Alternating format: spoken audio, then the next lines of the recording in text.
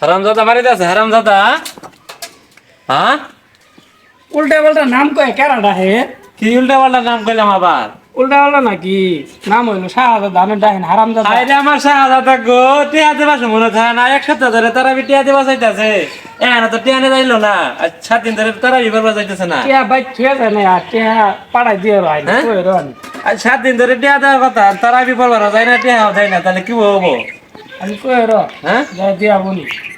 তাহলে আইলে পাঠাই দেবা, টিয়া দিয়ে পাঠাই দেবা, মহাজন সাহেবের বেতন দেওয়া লাগবো, ঠিক আছে?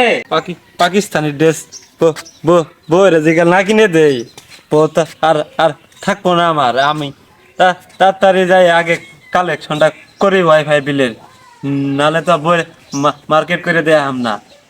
হ্যাঁ দাদাই বাড়িতে আছে, নেট বিলটা চালু করে নিয়ে আইন তো জলদি করে।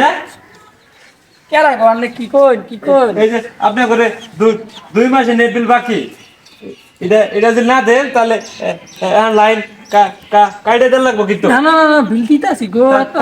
তাড়াতাড়ি বিলটা নিয়ে আইন।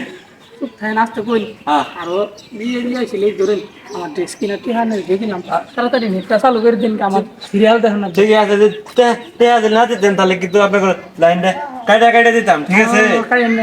ঠিক আছে। আর ওদের স্পিড বাড়ে। আচ্ছা কত রকমের মানুষ দুনিয়ার দেখলাম, মসজিদের ইমাম সাহেব তারাবির বেতন দেয় না, হুট করে মনে করেন ওয়াইফাই বিলটা পক পক করে বার করে দিল।